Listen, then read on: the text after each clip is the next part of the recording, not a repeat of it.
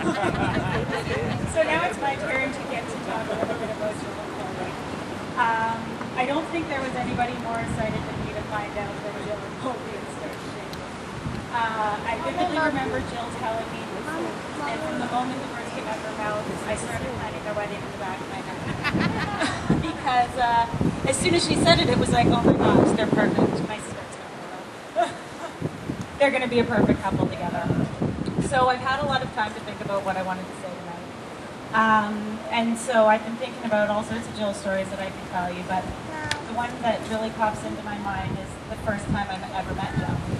And the first time I ever met Jill, I was a little nervous. I had just started dating Scott, and he was always telling me about how close he and his sister were. So we're driving into Vancouver to meet her for the first time, and Scott's describing her to me. And he says, you know, Jill and I, we're pretty similar, but, you know, she's not as extroverted as I am. She's pretty quiet and shy. So I'm expecting, you know, to have to, like, pull a little conversation out of this girl. We pull up to Jill's house, park, I get out of the car, and out bounds Jill. She pretty much, like, flies and cartwheels down the stairs. She's jumping up and down, clapping, screaming. I'm sure, as all like most of you know, is the more excited Jill gets, the louder she gets, and the faster she starts to talk. So she's running up to us, there's hugging, there's clapping, there's some more jumping. She's like, oh my God, I'm so excited to meet you. And I'm sitting here looking at this girl that I've just met, thinking, Scott, have you met your sister? Maybe they aren't as close as he says they are. Luckily for me, Jill and I hit it off right away, because I did definitely, I soon found out that Jill and Scott are indeed as close as he said they were. I still wouldn't describe her as quiet and shy, but I would definitely describe them as close as two siblings can be. So, as I've been thinking about this story, I was trying to think about how I would describe Jill. So what two words would I use to describe Jill? First and foremost, I would describe Jill as kind. And not just nice, but kind. And I don't think there's a lot of truly kind people out there. I think anybody who's been a friend of Jill's has been on the receiving end of, you know, her shoulder to cry on. If you ever run out of gas, Jill will always pick you up.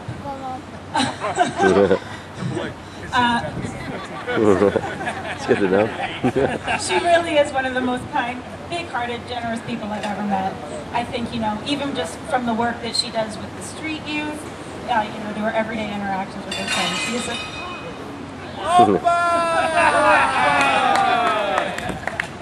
she is just such an amazing person. And I think her boss, the first time I ever met her boss just said to me, she's like, Jill is the happiest when she's making her friends and family happy, and I don't think I can describe her any better than that.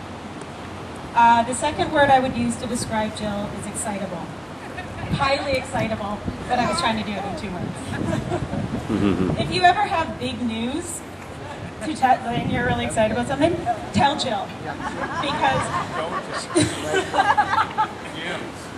she will always give you the reaction that you want. You know, you call somebody, you're really excited about something, and then their reaction is a little bit wah-wah. Jill will jump and cheer, she'll often cry, but she will always give you the reaction that you're looking for. You can even call her with not so exciting news and you'll still get the same reaction. I can't count the amount of times that I've called her to say, I'm going to drop by after work, or let's go, I'm going to come pick you up, we'll go grocery shopping, only to be met with, that's the best idea ever! If you ever want to feel funny, tell Jill a joke. She'll always laugh. Even if she doesn't get it.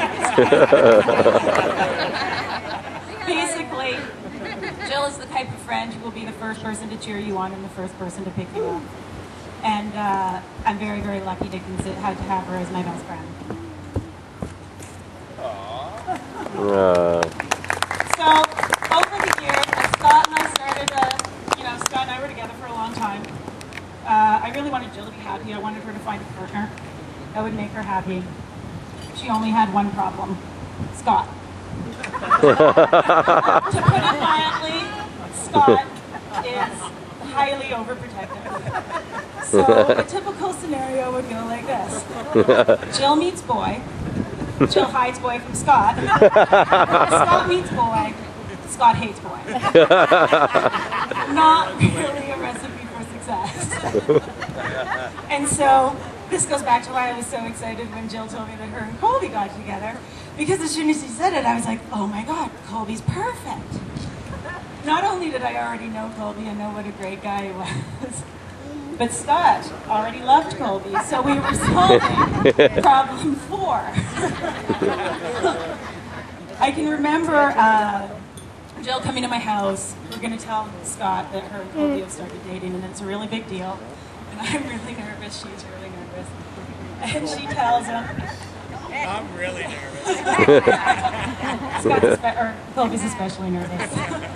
And she tells Scott, and Scott says, if it was any other of my friends, I would be upset.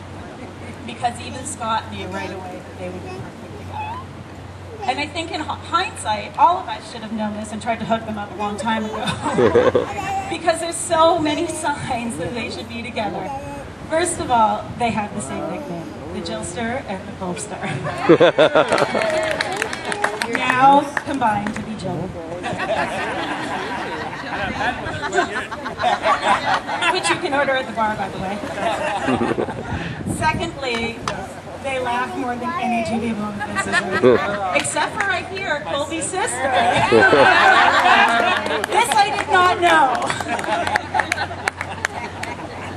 They are two of the kindest, most generous, happiest people that I have ever met. And I talked before about how kind and nice Jill was. Well, she managed to go and find like the only other person who I know who was that kind and nice to get together with.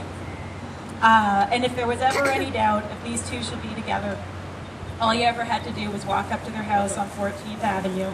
The door would always be wide open. And before they ever knew that you were there, all you would hear is laughter coming out of their house.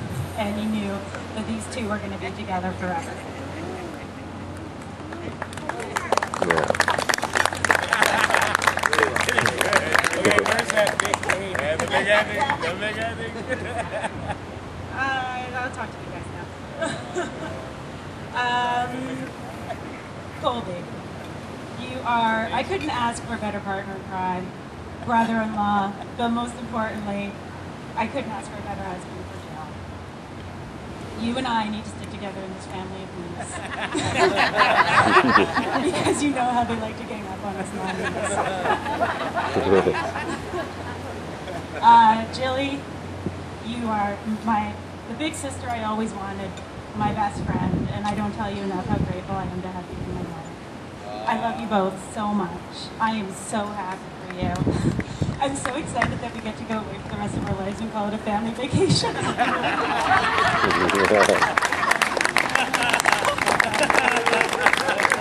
So let me get my Pepsi.